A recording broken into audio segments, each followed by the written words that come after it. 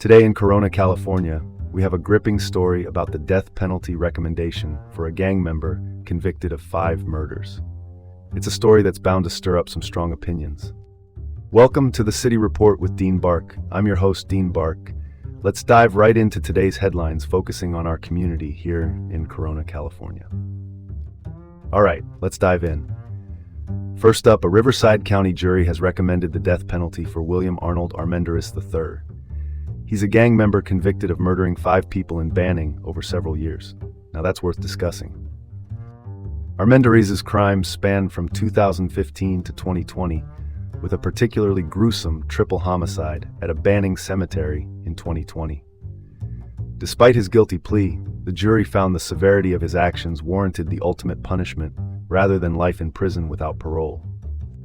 This case underscores ongoing concerns about gang violence. Armendariz's background, moving from a nice house in Ohio to a troubled neighborhood, played a role in his criminal path. But the jury, looking at the brutality of his actions, decided a harsher penalty was justified. Sentencing will be finalized in December. In my opinion, while his upbringing is a factor, the heinous nature of the crimes means the jury's decision is understandable. Sometimes the actions speak louder than the excuses. Moving on. Next up, we have a story from Riverside involving a man named Brian Keith Lofton. He boarded a stopped school bus carrying special needs students and was promptly arrested. It's raising some serious safety concerns. Lofton has a history of violent offenses, including armed robbery and burglary. This incident occurred when he entered the bus through an unlocked emergency exit at a red light. Thankfully, the police intervened immediately, and Lofton was arrested without incident. This situation highlights the vulnerabilities in our school transportation system. If someone with Lofton's background can easily access a school bus, it's a wake-up call for urgent security upgrades. School buses should be as secure as any other transportation, if not more so. We need to ensure our children, especially those with special needs, are protected during their daily commutes. Let's pivot to the next story. Kaiser Permanente is laying off 216 workers across California, which is stirring tensions as 31,000 nurses prepare for a major strike. These layoffs affect primarily IT and business operations roles. They come at a time when labor negotiations with the Alliance of Healthcare Unions are underway. The union wants higher wages and better benefits, which Kaiser has countered with a wage increase offer. The timing here is crucial. The nurses are pausing a long-standing partnership with Kaiser to apply pressure during negotiations. This move could lead to the largest strike against Kaiser, involving tens of thousands of healthcare professionals. In my view, these layoffs add unnecessary strain to already fragile labor relations. It's a delicate time to be making such decisions, and they could have broader implications for the healthcare system. Shifting gears. Next up, over 20 members of the Mongols Motorcycle Club were arrested during their national meeting in Palm Springs.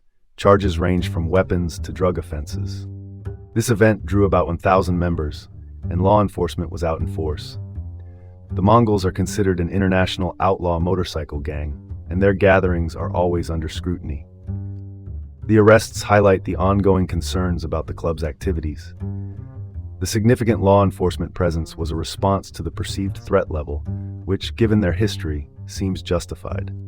When a group with a reputation like theirs holds a large meeting, it's only prudent for law enforcement to be prepared. Better safe than sorry, as they say. And now for something completely different. Last up, California voters are set to decide on Prop 50, which proposes temporary partisan congressional maps to counter similar actions in Republican-led states. Governor Gavin Newsom and political data analyst Paul Mitchell are key figures in this debate.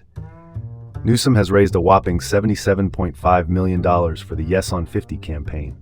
This measure aims to impact congressional races in 2026, 2028, and 2030, with a return to independent redistricting in 2031. Prop 50 highlights the national struggle over partisan gerrymandering. It's a controversial move, but in a landscape where mid-cycle redistricting is becoming increasingly common, it might just be a necessary step. In my opinion, while this measure is contentious, it's crucial for ensuring fair representation. We need to find a balance that reflects the true will of the voters. And that's where we'll leave it. I'm Dean Bark, and this has been the City Report with Dean Bark. Remember, folks in Corona, keep your ear to the ground and join me again tomorrow for more news. Have a great day.